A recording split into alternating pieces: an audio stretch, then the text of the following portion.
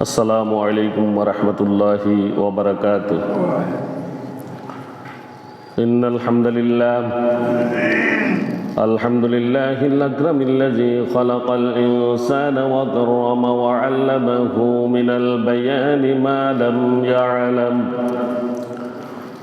فسبحان الذي لا يحصى امتنانه باللسان ولا بالقلم، ونشهد أن لا إله إلا الله وحده لا شريك له،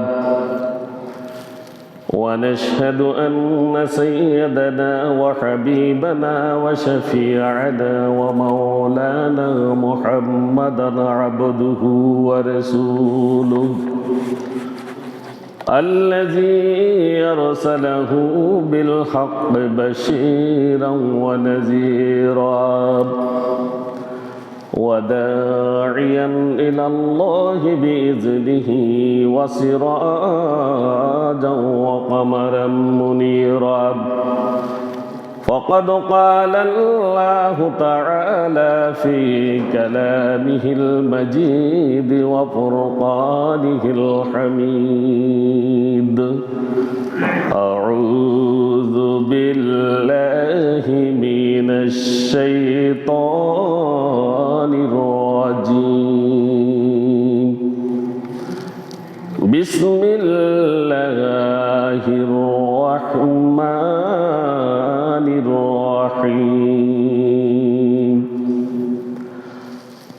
سبحان الذي أسرى بعبده ليلا من المسجد الحرام إلى المسجد الأقصى الذي باركنا حوله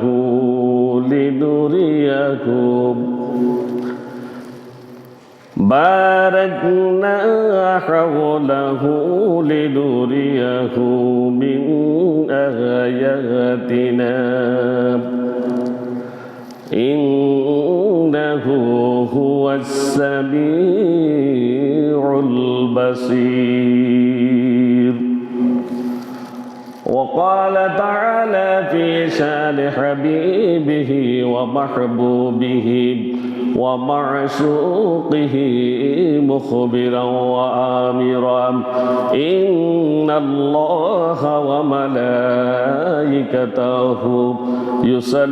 يصلون على النبي يا أيها الذين آمنوا صلوا عليه وسلموا تسليما. اللهم صل على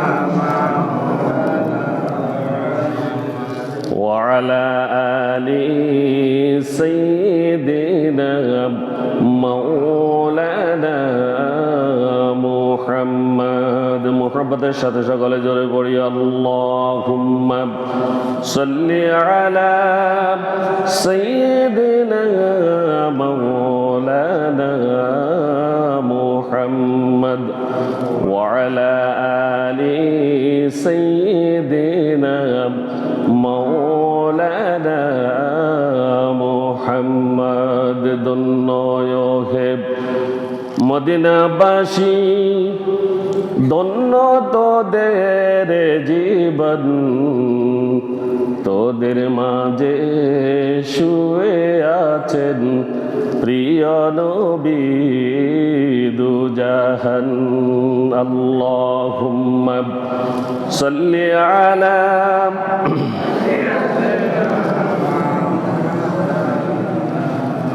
وعلى آل سيدنا مولانا محمد بلغ العلا بكماله كشف الدجى بجماله حسنت جميع خصاله صلوا عليه وآله محمد سيد القرنين والثقلين والفريقين من عرب ومن عجم بلغ العلا بكماله كشف الدجى بجماله حسنت جميع خصاله صلوا عليه وآله والحبيب الذي ترجى شفاعته لكل حول من الأحوال المقتحم بلغ العلا بكماله كشف الدجى بجماله حسنت جميع خصاله صلوا عليه وآله ঐতিহ্যবাহী সনুয়া কেন্দ্রীয় জামে মসজিদে পবিত্র জুমার সালাত আদায় উপলক্ষে সমবেত সম্মানিত মুসল্লিয়ানে কেরাম, অত্র এলাকার দিনদার ফরহেজগার মুত্তাকি ভাই ও বোনেরা, আসসালামু আলাইকুম ওয়া রাহমাতুল্লাহি ওয়া বারাকাতুহু। মহান আল্লাহ রাব্বুল আলামিনের শুকরিয়া জ্ঞাপন করছি যে আল্লাহ সুবহানাহু ওয়া তাআলা আমাদেরকে শবে মেরাজের রাত্রির পূর্ব দিনে জুমা নসিব করেছেন এবং আগভাগে মসজিদে সমবেত হওয়ার তৌফিক এনায়েত করেছেন। এজন্য মহান মনিবের দরবারে অন্তর থেকে শুকরিয়া আদায় করি, প্রত্যেকে পড়ি আলহামদুলিল্লাহ। দরুদ ও সালাম পেশ করছি বিশ্ব মানবতার মুক্তির দিশারি, সর্বকালের সর্বশ্রেষ্ঠ মহামানব, যাহাকে আল্লাহ রাব্বুল আলামিন মেরাজে নিয়ে সম্মানিত করেছেন এবং তাকে তার হতাশা দূর করেছেন এবং আমাদের জন্য রাসূল সাল্লাল্লাহু আলাইহি ওয়াসাল্লামের মাধ্যমে নিয়ামত প্রেরণ করেছেন এবং জান্নাতে যাওয়ার পাথেয় দিয়ে রাসূলকে মেরাজ থেকে পাঠিয়েছেন। সেই রাসূলের উপরে প্রত্যেকে অন্তর থেকে দরুদ পড়ি, সকলে পড়ি সাল্লাল্লাহু আলাইহি ওয়াসাল্লাম। সম্মানিত হাজিরিন, আজ হচ্ছে 26শে রজব 1447 হিজরি, 2রা মাঘ 1432 বঙ্গাব্দ, 16ই জানুয়ারি 2026 খ্রিস্টাব্দ। আজ ফেনীতে সূর্য উঠেছে 6টা 37 মিনিটে এবং দুপুর হয়েছে 11টা 59 মিনিটে। জুমার ওয়াক্ত শুরু হয়েছে 12টা 5 মিনিট থেকে এবং আজ সূর্য অস্ত যাবে ফেনীতে 5টা 31 মিনিটে। সম্মানিত হাজিরিন, আমরা একটি হাদিস মুনাফিকের আলামত 3টি বর্ণনা করতে গিয়ে গত জুমায় আমি বলেছিলাম তৃতীয়টি আলোচনা করব, যে আমানতের খেয়ানত সম্পর্কে। তো আমাদের আজ যেহেতু মেরাজ এসে গিয়েছে, মেরাজের আলোচনাটা করা গুরুত্বপূর্ণ মনে করেছি, এই জন্য আজ মেরাজের আলোচনা হবে। ওই আলোচনাটা আমরা পরে অন্য সময় করে নেব ইনশাআল্লাহ। আল্লাহ আমাদের তৌফিক দান করুন, প্রত্যেকে বলি আমিন। সম্মানিত হাজিরিন, শবে মেরাজ ইসলামের ইতিহাসে এক মহিমান্বিত এবং এক অলৌকিক রজনী। এ রাতে মহান আল্লাহ তাআলা তার প্রিয় হাবিব মুহাম্মদ রাসূলুল্লাহ সাল্লাল্লাহু আলাইহি ওয়াসাল্লামকে বিশেষ সম্মান ও মর্যাদা দান করেছেন, সেই সাথে আমাদেরকেও সম্মানিত করেছেন, আমাদেরকেও নিয়ামত তিনি দিয়েছেন। এই রজনীতে সংগঠিত হয় 2টি ঐতিহাসিক ঘটনা, একটি হচ্ছে ইসরা আর একটি হচ্ছে মেরাজ। মসজিদুল হারাম থেকে মসজিদুল আকসা পর্যন্ত রাত্রিকালীন যে সফর, এই সফরকে বলা হয় ইসরা। কি বলা হয়?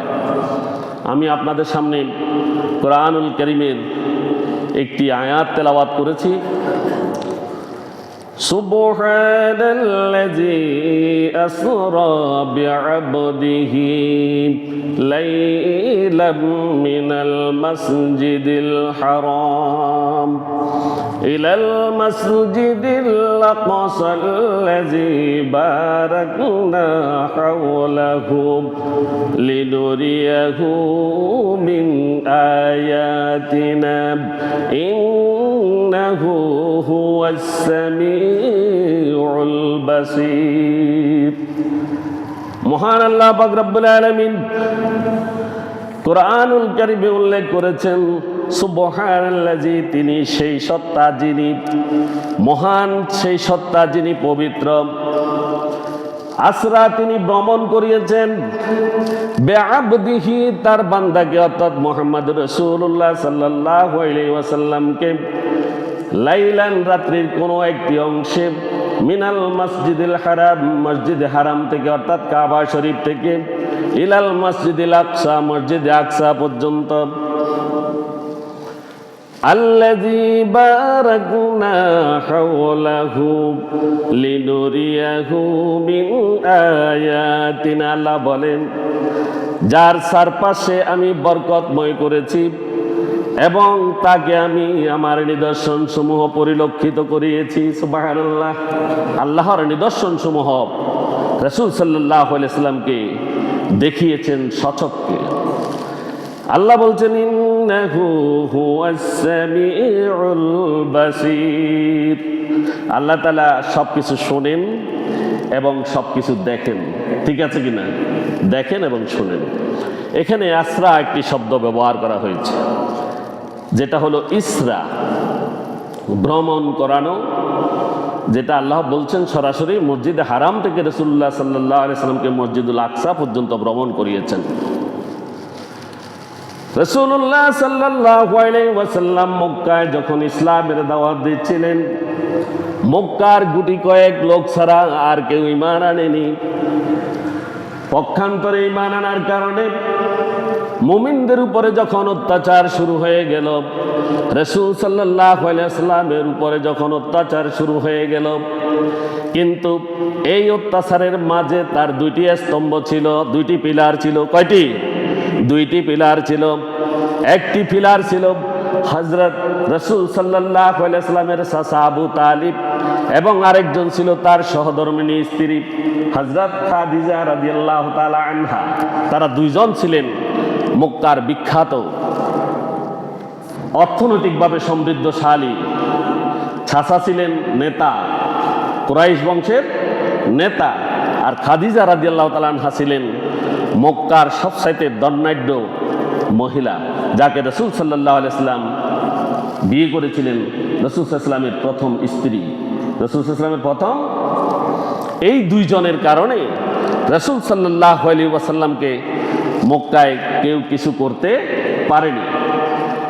কিন্তু অল্প সময়ের ব্যবধানে রাসূল সাল্লাল্লাহু আলাইহি ওয়াসাল্লাম এই দুই পিলারকে হারালেন। আবু তালিব মৃত্যুবরণ করলো এবং হযরত খাদিজাতুল কুবরা রাদিয়াল্লাহু তাআলা আনহা মৃত্যুবরণ করলেন। যখন তারা দুইজন মৃত্যুবরণ করলেন, মক্কার কাফেরেরা চিন্তা করলো, এখন তো মুহাম্মদকে বাঁচানোর মতো আর এই মক্কাতে কেউ নেই। তারা এটি মনে করলো। তাই তারা ঈমানদারদের উপরে আক্রমণ শুরু করলো এবং মুহাম্মদুর রাসূলুল্লাহ সাল্লাল্লাহু আলাইহি ওয়াসাল্লামের উপরে আক্রমণ শুরু করলো। তাকে প্রাণে বধ করার জন্য চিন্তা করলো। রাসূল সাল্লাল্লাহু আলাইহি ওয়াসাল্লামকে তারা অসহনীয় কষ্ট দিতে লাগলো। রাসূল সাল্লাল্লাহু আলাইহি ওয়াসাল্লাম এই অবস্থা দেখে তিনি চিন্তা করলেন, আমি তো বড় হয়েছি, আমার শৈশবকাল কাটিয়েছি কোথায়? তায়েফে। কোথায়? তায়েফে কাটিয়েছে, যার ছোঁয়ায় এই তায়েফ উর্বর ভূমিতে পরিণত হয়েছিল। সেই তায়েববাসী আমাকে চিনে, আমি মুহাম্মদ রাসূলুল্লাহ সাল্লাল্লাহু আলাইহি ওয়াসাল্লাম সেই তায়েফে গিয়ে আশ্রয় নেব। রাসূল সাল্লাল্লাহু আলাইহি ওয়াসাল্লাম তায়েফে গেলেন, কিন্তু তায়েফবাসীরা তাকে প্রত্যাখ্যান করলো, নাউজুবিল্লাহ। তারা রাসূল সাল্লাল্লাহু আলাইহি ওয়াসাল্লামকে পাথর মেরে রক্তাক্ত করলো। মুহাম্মদ রাসূলুল্লাহ সাল্লাল্লাহু আলাইহি ওয়াসাল্লাম বেহুশ হয়ে গিয়েছিলেন পাথরের আঘাতে। যখন হুঁশ আসলো, তখন তিনি একটি বাগানে আশ্রয় নিয়েছিলেন। সেখানে বাগানের মালি তাকে চিনেছিল। আমরা সেটা অন্য সময় রাসূল সাল্লাল্লাহু আলাইহি ওয়াসাল্লামের হিজরত তথা তার জীবন চরিত আলোচনা করতে গেলে আমরা তখন বলবো ইনশাআল্লাহ। রাসূল সাল্লাল্লাহু আলাইহি ওয়াসাল্লাম তায়েফে আশ্রয় পেলেন না, তিনি পেরেশান হয়ে গেলেন।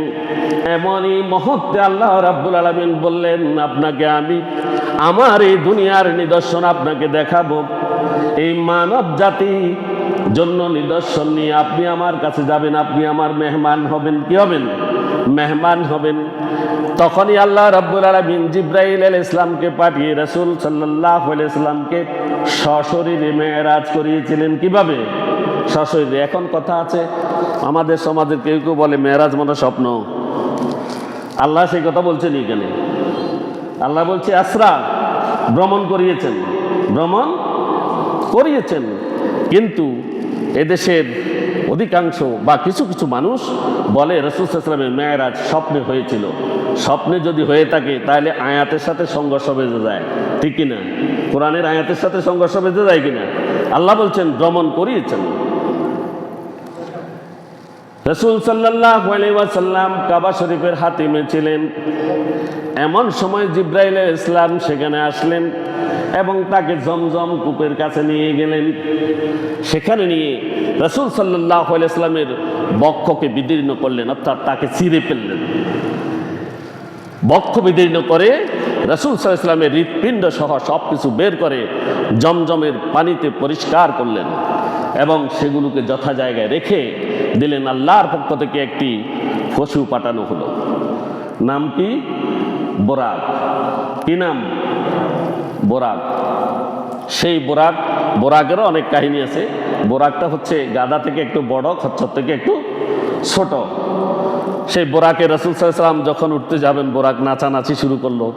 জিবরাইল আলাইহিস সালাম বললেন, নাচছো কেন? ইনি হচ্ছেন, তুমি তো সকল নবী রাসূলকে বহন করেছ, যাকে এখন তুমি বহন করতে যাচ্ছ ইনি হচ্ছেন রাহমাতুল লিল আলামিন। সুবহানাল্লাহ। তিনি হচ্ছেন বিশ্ববাসীর জন্য রাহমাত। তখন বোরাক থেমে গেল। রাসূল সাল্লাল্লাহু আলাইহি ওয়াসাল্লাম বোরাকে উঠলেন। বোরাকে উঠার পরে রাসূল সাল্লাল্লাহু আলাইহি ওয়াসাল্লামকে বোরাক প্রথমে নিয়ে গেল কোথায়? ইয়াসরিব। কাবা থেকে কোথায় নিয়ে গেল? ইয়াসরিব। ইয়াসরিব হচ্ছে মদিনার পূর্ব নাম। মদিনার পূর্ব নাম। মদিনা মুনাওয়ারায় নিয়ে গেল। মদিনা মুনাওয়ারায় যেতে বোরাকের কত সময় লেগেছিল? 1 লাফ। কয় লাফ? 1টি লাফ। অর্থাৎ বোরাক লাফ দিয়ে কতটুকু যায়? দৃষ্টি সীমা যতটুকু যায়, খোলা চোখে যতটুকু দৃষ্টি সীমা যায়, বোরাক 1 লাফে ততটুকু যায়। প্রথম লাফে ইয়াসরিবে পৌঁছিয়ে গেল। সেখানে রাসূল সাল্লাল্লাহু আলাইহি ওয়াসাল্লাম জিবরাইল আলাইহিস সালামকে জিজ্ঞাসা করলেন, এটি কোন জায়গা? জিবরাইল বললেন, এটি হচ্ছে মদিনা মুনাওয়ারা, যেখানে আপনাকে হিজরত করানো হবে। সুবহানাল্লাহ। যেখানে আপনাকে হিজরত করানো হবে। সেখানে রাসূল সাল্লাল্লাহু আলাইহি ওয়াসাল্লাম 2 রাকাত সালাত আদায় করলেন। অতঃপর আবার বোরাকে উঠলেন। সেখান থেকে বোরাক আরেকটা লাফ দিয়ে চলে গেল মাদিয়ান। কোথায়? মাদাইন। এই মাদাইনে গেল। মাদাইন হচ্ছে হযরত আইয়ুব আলাইহিস সালামের এলাকা। সেখানে গিয়ে রাসূল সাল্লাল্লাহু আলাইহি ওয়াসাল্লাম 2 রাকাত সালাত আদায় করলেন। এরপর তৃতীয় লাফ। বোরাক যখন তৃতীয়বার লাফ দিল, তৃতীয়বার এটি পৌঁছালো তুরে সিনা। কোথায়? সিনাই পাহাড়ে। কোথায়? সিনাই পর্বতে গিয়ে উপস্থিত হলো। সেখানে সিনাই পর্বত তো চিনেন, যেখানে হযরত মুসা আলাইহিস সালাম আল্লাহ তাআলার সাথে কথা বলতেন, আল্লাহর সাথে কথা বলতেন। সেই তুরে সিনাতে তিনি 2 রাকাত সালাত সেখানে আদায় করলেন। সেখান থেকে এরপর আরেকটা লাফ দিল। সেই লাফে চলে গেল বাইতুল লাহাম, বা ঈসা আলাইহিস সালামের যেখানে জন্মভূমি, ঈসা আলাইহিস সালামের যেখানে জন্মভূমি, এবার সেখানে গেল। সেখানে রাসূল সাল্লাল্লাহু আলাইহি সাল্লাম 2 রাকাত সালাত আদায় করলেন। অতঃপর এর পরের লাফে বোরাক চলে গেল কোথায়? বাইতুল মুকাদ্দাস। কোথায়? বাইতুল মুকাদ্দাস। সেখানে বাইতুল মুকাদ্দাস কাবা শরীফ থেকে দূরত্ব হচ্ছে, আমি এটা বলে রাখি, 1350 কিলোমিটার, 1350 মাইল, 1350 মাইল। এতটুকু বোরাক সেখানে পৌঁছে গেল কয়েকটি লাফে। এরপরে সেখানে রাসূল সাল্লাল্লাহু আলাইহি ওয়াসাল্লাম বোরাককে একটি পাথরের সাথে বাঁধলেন, যে পাথরের সাথে অন্যান্য নবীরাও তাদের পশুগুলো বেঁধেছিল। সেখানে রাসূল সাল্লাল্লাহু আলাইহি ওয়াসাল্লাম 2 রাকাত সালাত আদায় করলেন। এবার সেখান থেকে যাওয়ার পালা কোথায়? উদ্যাকাশে। আমরা এতক্ষণ পর্যন্ত যেটা পড়েছি ইসরা, ইসরার আরেকটা অংশ হচ্ছে যখন তিনি আসমান থেকে ফিরছিলেন মেরাজ থেকে, এটা দ্বিতীয় অংশ। এখন বলছি প্রথম অংশ। এখন কোন অংশ? প্রথম অংশে তিনি মসজিদে আকসায় পৌঁছালেন। সেখানে গিয়ে রাসূল 2 রাকাত সালাত আদায় করলেন। অতঃপর সেখানে বোরাকটা থাকলো, বোরাকটা থাকলো।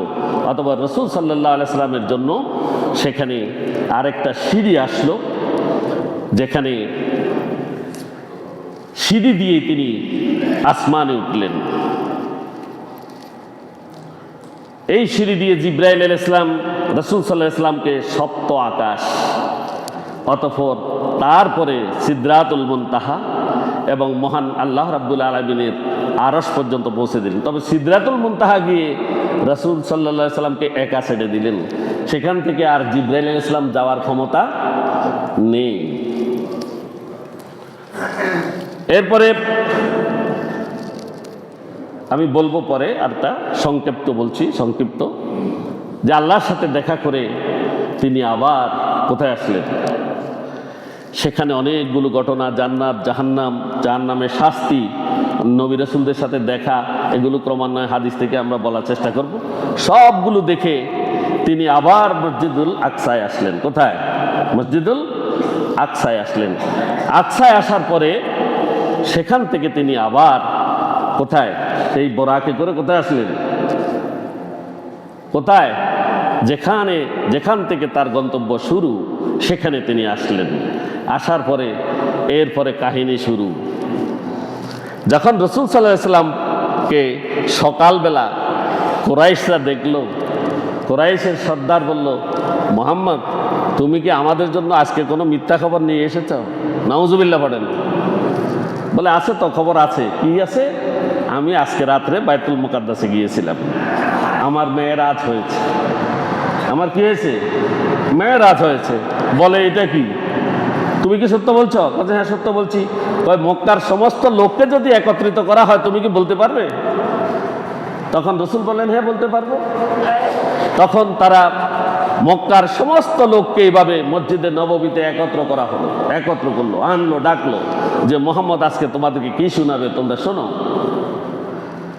আবু বকর রাদিয়াল্লাহু আনহু দূরে ছিলেন। একজন আবু বকর রাদিয়াল্লাহু আনহুকে গিয়ে বললেন যে মুহাম্মদ নাকি আজ মসজিদুল আকসাতে গিয়েছে আজকে রাতে, যে তুমি কি কিছু জানো? বলে, আমি তো জানি না। মুহাম্মদ এই মিথ্যা কথা বলছে। হযরত আবু বকর বলেন, না, তিনি মিথ্যা বলেন না। তিনি বলেছেন কিনা যে তিনি মসজিদুল আকসাতে গিয়েছেন, মেরাজ হয়েছে তার, এই কথা বলেছে কিনা? তখন বলেন, হ্যাঁ বলেছে। তখন আবু বকর রাদিয়াল্লাহু তাআলা আনহু বললেন, তাহলে আমি এটি বিশ্বাস করলাম, এটি আমি বিশ্বাস করলাম। তখন থেকে হযরত আবু বকর রাদিয়াল্লাহু আনহুর নাম কি হলো? সিদ্দিক। কি নাম হলো? সিদ্দিক। আবু বকর রাদিয়াল্লাহু আনহু আসলেন। আসার পরে সেখানে সবাই একত্রিত হলো। হযরত আবু বকর রাদিয়াল্লাহু আনহু মসজিদুল আকসা চিনেন, জানেন। সেখানে রাসূল সাল্লাল্লাহু আলাইহি ওয়াসাল্লামকে অনেকগুলো প্রশ্ন তারা করেছিল, দরজা সংক্রান্ত, গম্বুজ সংক্রান্ত, তারপরে সেখানকার অবয়ব, মুকাদ্দাসের অবকাঠামো, এমন জটিল জটিল প্রশ্ন তারা করেছিল যাতে রাসূল কি বলতে না পারে এবং তিনি যাতে মিথ্যাবাদী সাব্যস্ত হন, এই ধরনের প্রশ্নগুলো তারা সেখান থেকে নিয়ে এসেছিল। তারা প্রশ্ন করবে রাসূল সাল্লাল্লাহু আলাইহি ওয়াসাল্লামকে।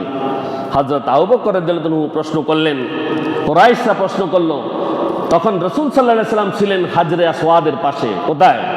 হাজরে আসওয়াদের পাশে। সেখানে সবাই যখন প্রশ্ন করলো তখন তিনি জবাব দিতে লাগলেন। সুবহানাল্লাহ। রাত্রিতে রাসূল সাল্লাল্লাহু আলাইহি ওয়াসাল্লাম মসজিদুল আকসা দেখছেনি? কথা বলেন। মসজিদুল আকসার সবকিছু দেখা সম্ভব হয়েছে নি? সব দেখেছে? দেখেননি। মহান আল্লাহ রাব্বুল আলামিন মসজিদুল আকসাকে রাসূল সাল্লাল্লাহু আলাইহি ওয়াসাল্লামের চেহারার সামনে এনে তুলে ধরেছেন। সুবহানাল্লাহ। আর মসজিদুল আকসাকে দেখে দেখে রাসূল সাল্লাল্লাহু আলাইহি ওয়াসাল্লাম তাদের কথার সমস্ত প্রশ্নের জবাব তিনি দিতে সক্ষম হয়েছিলেন। সুবহানাল্লাহ। এই মসজিদুল আকসা থেকে এখানে ফিরে এসেছেন। তারা মিথ্যাবাদী বলার চেষ্টা করেছে, সেখানেও তারা ব্যর্থ হলো। সেখানেও তারা কি হলো? ব্যর্থ হলো। এখন শবে মেরাজ থেকে রাসূল সাল্লাল্লাহু আলাইহি ওয়াসাল্লাম আমাদের জন্য তিনটি জিনিস নিয়ে এসেছেন। কয়টি জিনিস? তিনটি জিনিস নিয়ে এসেছেন। এগুলো আমরা জানি কি না? আমরা মুসলমান হিসেবে এগুলো জানা দরকার না? দরকার তো। এক নাম্বার নিয়ে এসেছেন তিনি 5 ওয়াক্ত সালাত। কি নিয়ে এসেছেন? 5 ওয়াক্ত সালাত। এই 5 ওয়াক্ত প্রথমে ছিল 50 ওয়াক্ত। কয় ওয়াক্ত? 50 ওয়াক্ত। হযরত মুসা আলাইহিস সালামের সাথে পরামর্শ করে আল্লাহর সাথে বারংবার কথা বলে এটা 5 ওয়াক্তে এসেছে। আর যেহেতু এই 5 ওয়াক্ত ওহীর মাধ্যমে দুনিয়াতে আসেনি, আসমান থেকে তিনি নিয়ে এসেছেন, এজন্য আমাদের 5 ওয়াক্ত মানি 50 ওয়াক্তের সওয়াব। সুবহানাল্লাহ। আমরা যারা 5 ওয়াক্ত নামাজ বা জামাত আমরা আদায় করি, আমাদের নামে 50 ওয়াক্ত সালাত লেখা হয়। সুবহানাল্লাহ। এটা নিয়ে এসেছেন। তো আমরা এই 5 ওয়াক্ত সালাত আমরা বা জামাত আদায় করি কিনা, এটা আমাদেরকে নিজেদেরকে ওয়াজ তো শুনবো, ওয়াজ শুনে আমাদের এখান থেকে কি পাই আমরা পাওয়াটা দরকার আছে না? এই প্রাপ্য হলো 5 ওয়াক্ত সালাত আদায় করলে আমরা 50 ওয়াক্তের সালাতের সওয়াব পাই। 50 ওয়াক্ত আমাদের নামে লেখা হয়। এই নিয়ামত আমরা পেয়েছি। এটা 1 নাম্বার। এটা কয় নাম্বার? 1 নাম্বার। দ্বিতীয় নাম্বার হচ্ছে সূরা বাকারার শেষ 2টি আয়াত। সূরা বাকারার শেষ 2টি আয়াত, যেটা আমানা রাসূলু বিমা উনজিলা ইলাইহি মির রাব্বিহি ওয়াল মুমিনুন কুল্লুন আমানা বিল্লাহি ওয়াল ইয়াউমিল আখির ওয়াল মালায়েকাত কুল্লুন আমানা বিল্লাহি ওয়া মালায়েকাতিহি ওয়া কুতুবিহি ওয়া রুসুলি লা নুফাররিকু বাইনা আহাদিম মির রুসুলি ওয়া ক্বালু সামি'না ওয়া আতা'না গুফরানাকা রাব্বানা ওয়া ইলাইকাল মাসির লা ইউকাল্লিফুল্লাহু নাফসান ইল্লা উসআহা লাহা মা কাসাবাত ওয়া আলাইহা মাকতাসাবাত ربنا لا تؤاخذنا إن نسينا وأخطأنا ربنا ولا تحمل علينا إصرا كما حملته على الذين من قبلنا ربنا ولا تحملنا ما لا طاقة لنا به واعف عنا واغفر لنا وارحمنا أنت مولانا فانصرنا على القوم الكافرين। এই 2টি আয়াত নিয়ে এসেছেন। এই 2টা আয়াতের মধ্যে কি আছে? এই 2টা আয়াতের মধ্যে আছে 1 নম্বর হচ্ছে ঈমান। 1 নম্বর কি? ঈমান। 2 নম্বর হচ্ছে আল্লাহর কাছে ক্ষমা প্রার্থনা করার জন্য দোয়া। 2 নম্বর কি আছে? আল্লাহর ক্ষমার জন্য কি? দোয়া। এই 2টা আমাদের মধ্যে আছে কিনা? এই 2টাকে এনশিওর করতে হবে। প্রথমে সালাত। প্রথমে কি? সালাত। দ্বিতীয় কি? ঈমান শক্ত করা, মজবুত করণ। ঈমানের 3টি ভাগ আমি বলেছি। তাসদীক বিল জিনান, ইকরার বিল লিসান, আমর বিল আরকান। 3টি জিনিস আমাদের লাগবে। কয়টি? 3টি। 3টি পরিপূর্ণ থাকলে ঈমান পরিপূর্ণ। তাসদীক বিল জিনান, অন্তরে বিশ্বাস। কি বিশ্বাস? আল্লাহ এক, মুহাম্মদ রাসূলুল্লাহ সাল্লাল্লাহু আলাইহি ওয়াসাল্লাম আল্লাহর প্রিয় রাসূল। এটা বিশ্বাস করা, এটা বিশ্বাস করা অন্তরে।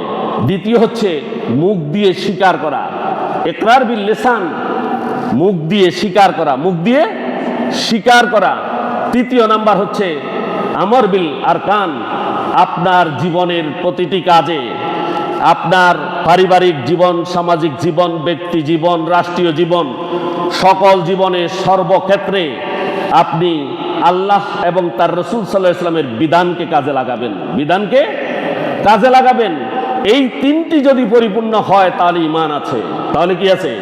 ঈমান আছে। আসুন আমরা অন্তরে বিশ্বাস করি, বিশ্বাস কতটুকু এটার উপরও আমার একিন নাই, ঠিক কিনা?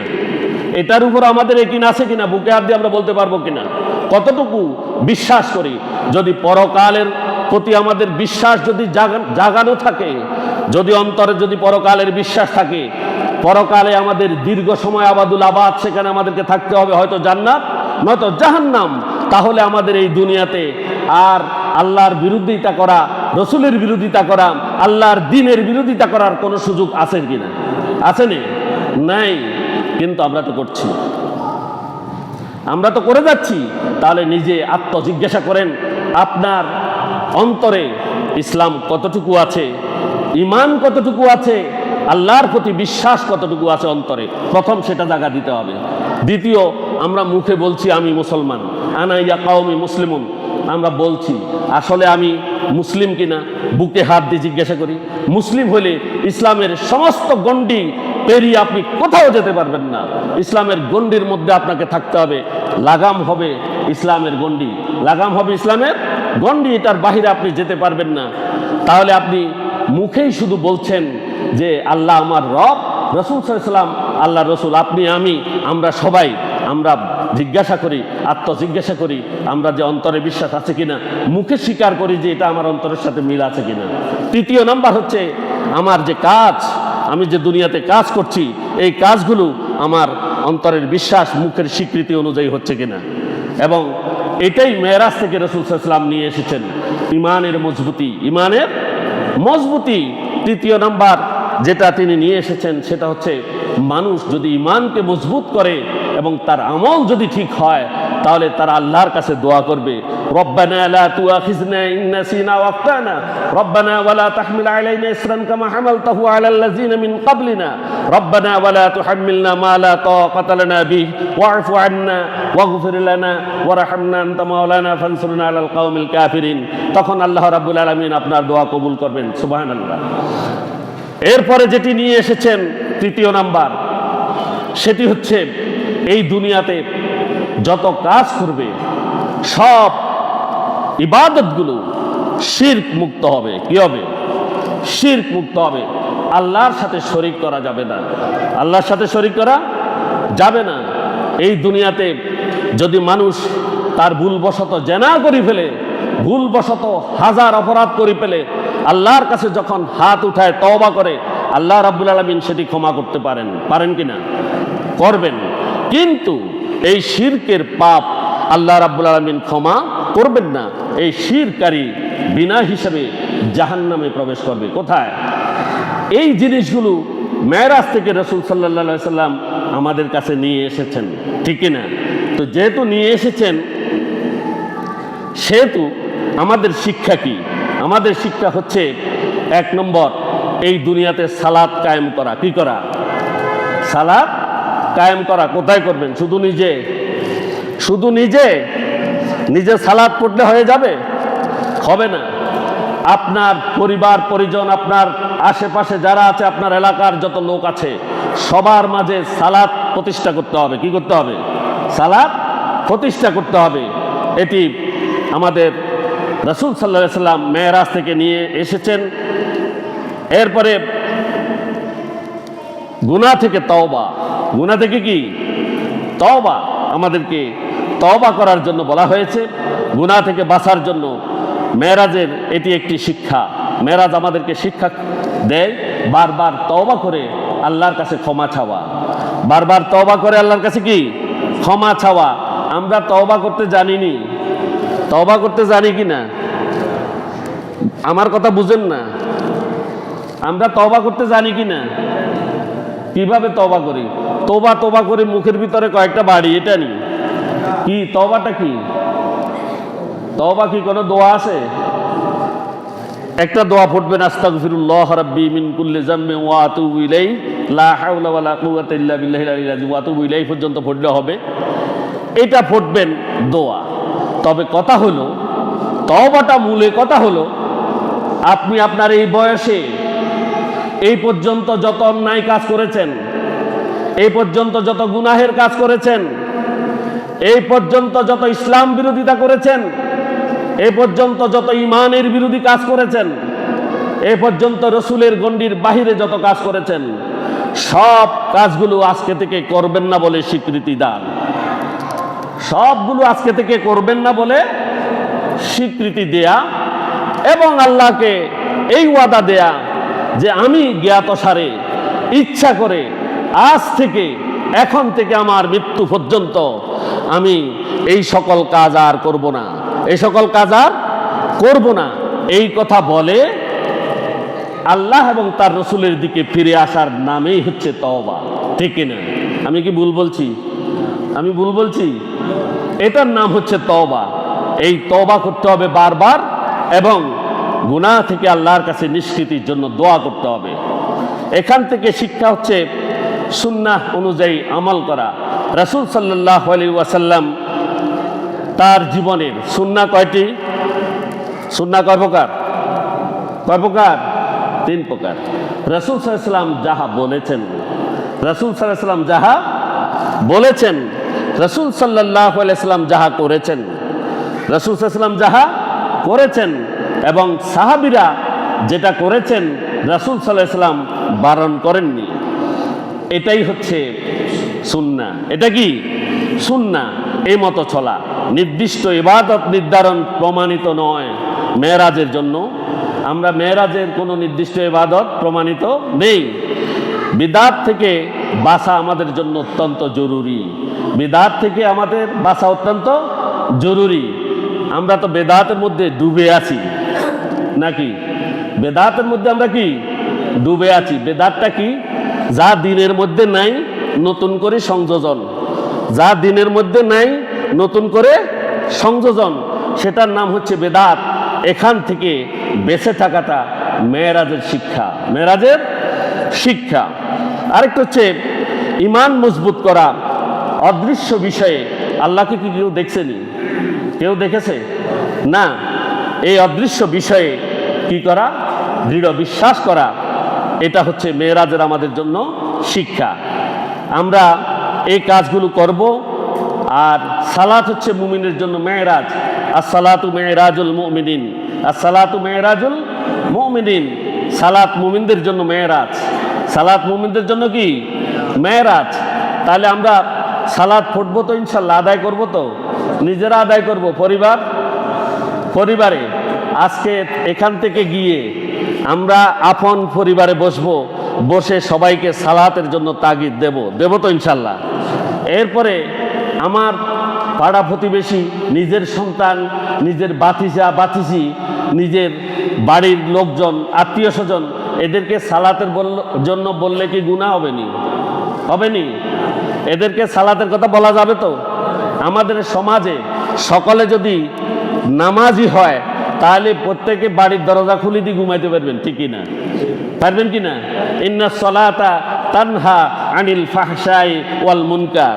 নিশ্চয় সালাত মানুষকে অশ্লীল এবং খারাপ কাজ থেকে বিরত রাখে।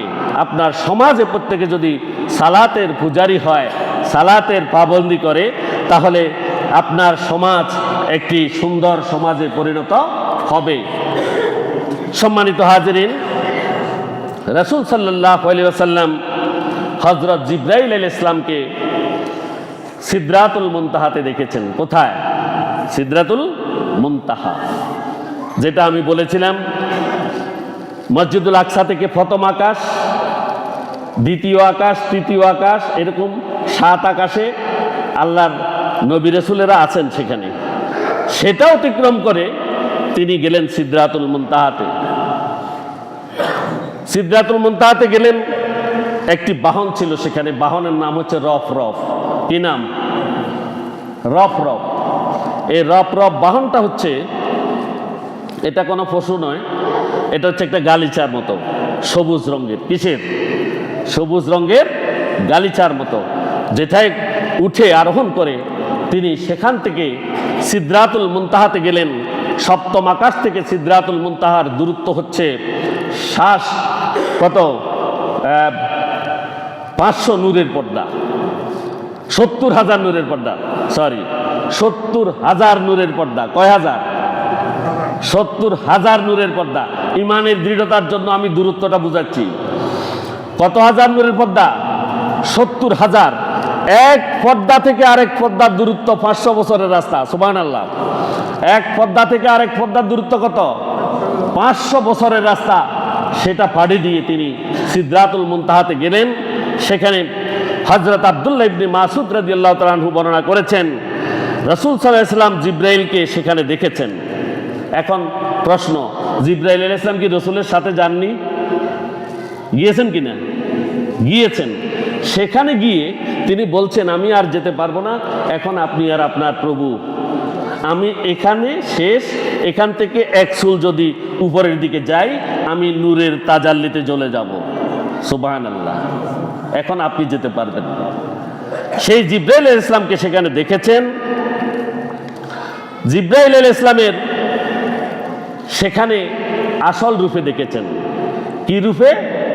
আসল রূপে। হযরত জিবরাইল আলাইহিস সালামের ছিল 600 ডানা। কত? সুবহানাল্লাহ। ডানা কত? 600 পাখা আছে তার, প্রতিটি শাখা দিগন্ত বিস্তৃত। সুবহানাল্লাহ। দিগন্ত মানে দিকের শেষ। দিগন্ত মানে কি? দিকের শেষ। এই ডানা এখান থেকে শুরু হয়ে এই দিকের শেষ, এখান থেকে শুরু হয়ে এই দিকের শেষ, অর্থাৎ পুরা পৃথিবী জুড়িয়ে জিবরাইল আলাইহিস সালামের ডানা। সুবহানাল্লাহ।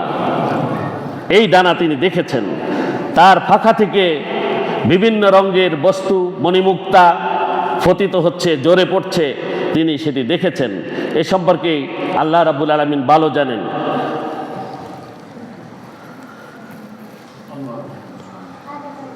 সূরা নাজম জিবরাইল আলাইহিস সালাম সম্পর্কে উল্লেখ করা আছে। ইবনে মাসউদ রাদিয়াল্লাহু তাআলা আনহু, হযরত আব্দুল্লাহ ইবনে মাসউদ বলেছেন যে রাসূল সাল্লাল্লাহু আলাইহি সাল্লাম বলেছেন, নবী জিবরাইল আলাইহিস সালামকে দেখেছিলেন তার 600 ডানা বিশিষ্ট অবস্থায়। কোথায়? সিদরাতুল মুনতাহাতে। আর সেখান থেকে রাসূল সাল্লাল্লাহু আলাইহি সাল্লাম নিজে গেলেন আল্লাহর সাথে দেখা করার জন্য। আল্লাহর সাথে কি দেখা হয়েছে? প্রশ্ন। একদল হয়েছের পক্ষে আর একদল হয় নাইয়ের পক্ষে। হয় নাইয়ের পক্ষে ছিলেন স্বয়ং হযরত আয়েশা রাদিয়াল্লাহু তাআলা আনহা সহ। হয়েছের পক্ষে অনেক সাহাবী। এখন আমরা কি বলবো? আমরা কি বলবো? আমরা এ নিয়ে কথা বলার কোনো সুযোগ আছে? কোনো সাহাবীকে অবিশ্বাস করা যাবে না। হয় নাই যারা বলেছে তাদের কথা কি অবিশ্বাস করা যাবে? যারা হয়েছে বলেছেন তাদের কথাও কি অবিশ্বাস করা যাবে? যাবে না। সব সাহাবীর কথা বিশ্বাস করতে হবে। তারা গবেষণা করে বলেছেন। তারা কি গবেষণা করে বলেছেন? তবে মাঝখানে একটা পর্দা ছিল, আমি যতটুকু জানি। আল্লাহর সাথে সেখানে সাক্ষাৎ হয়েছে।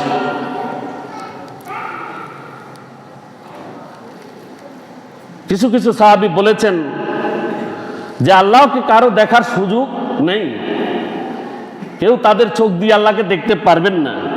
কিন্তু রাসূলুল্লাহ সাল্লাল্লাহু আলাইহি ওয়াসাল্লামকে আল্লাহ রাব্বুল আলামিন সেই ক্যাপাসিটি দিয়েছেন। সুবহানাল্লাহ। সাহাবীরা এটাও বলেছেন।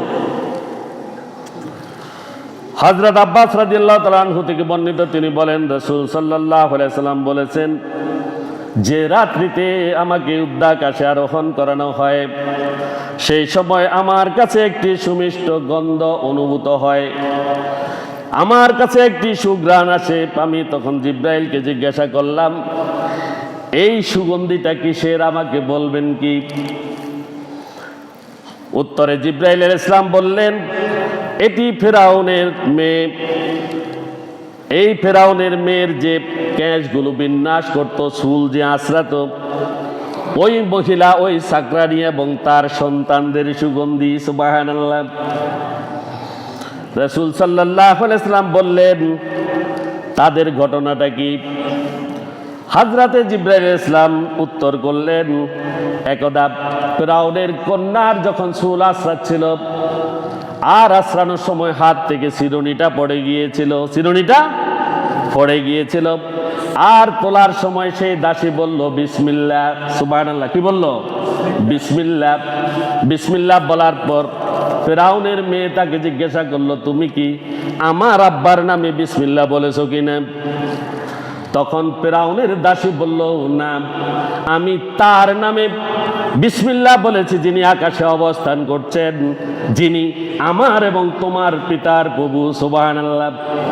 আমার এবং তোমার পিতার প্রভু। অতঃপর ফিরআউনের মেয়ে তাকে জিজ্ঞাসা করলো, তোমার এই কথা কি আমার পিতাকে বলবো? কারণ ফিরআউন তো নিজেই নিজেকে খোদা দাবি করেছে, ঠিক কিনা? দাবি করেছে কিনা?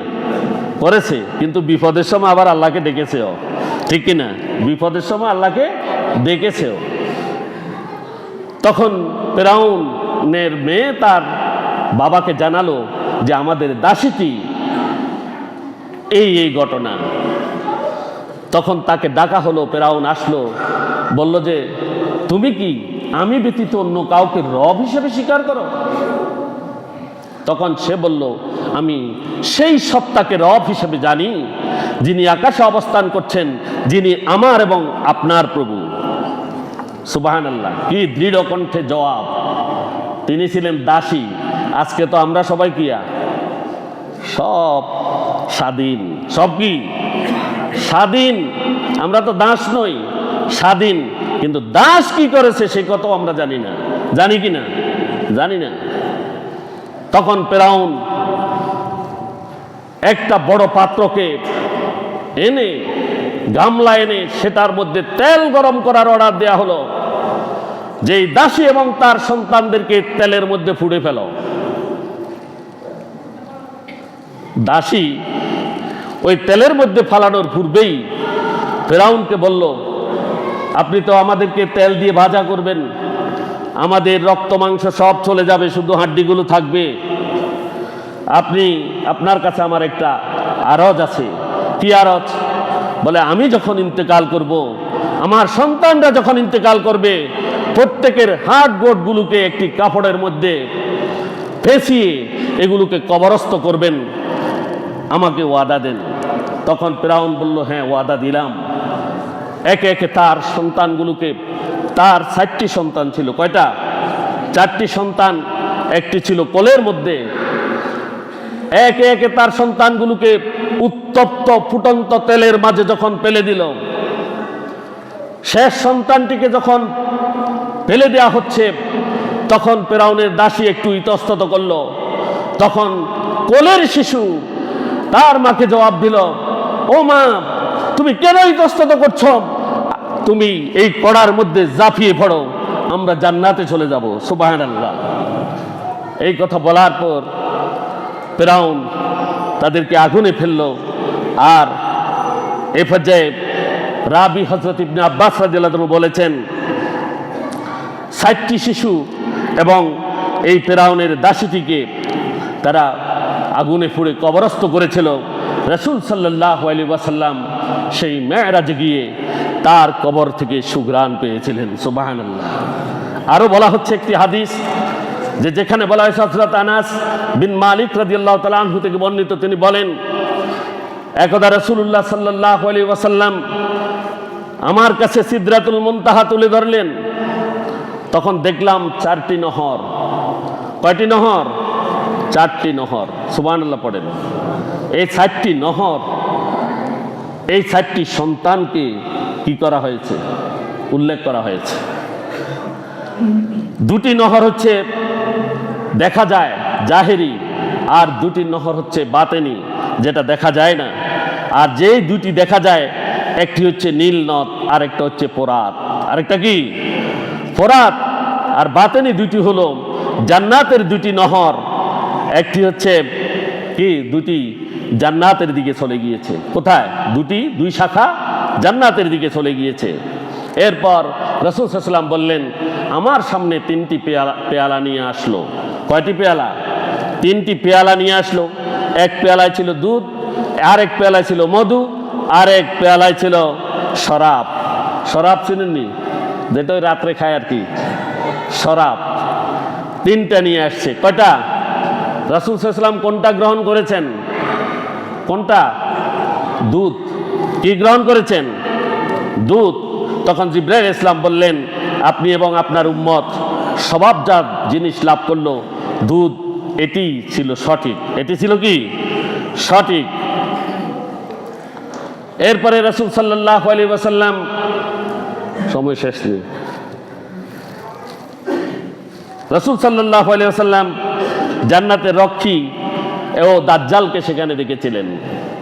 জান্নাতের রক্ষীকে দেখেছিলেন, দাজ্জালকেও সেখানে দেখেছিলেন। এরপরে আরো অনেক ঘটনা আছে, সময়ের শাসনে আমি শেষ করছি। সময়ের শাসনে এখানে শেষ করছি। ইনশাআল্লাহ আগামী জুমায় আমরা এখান থেকে শুরু করব। আল্লাহ আমাদের তৌফিক দান করুন। আর যারা মেরাজের শিক্ষা নিয়ে বাড়িতে যাবেন, তারা রাসূল সাল্লাল্লাহু আলাইহি ওয়াসাল্লামের খাঁটি উম্মত হিসেবে বিবেচিত হবেন।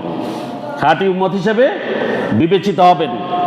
মেরাজের শিক্ষা থেকে আমরা শিক্ষা নেব যে আজ থেকে আমরা সালাত কাজা করব না। করব কি না? ইমানকে দৃঢ় করব, ইমানকে দৃঢ় করব। আর শিরক মুক্ত জীবন যাপন করব।